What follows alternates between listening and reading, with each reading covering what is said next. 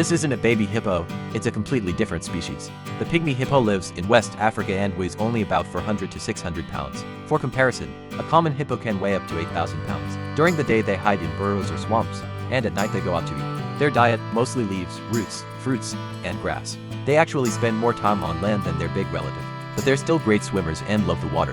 Moms usually have just one baby, and it weighs only about 10 pounds at birth. Sadly, only about 2 to 3,000 are left in the wild. And yes, they look so adorable.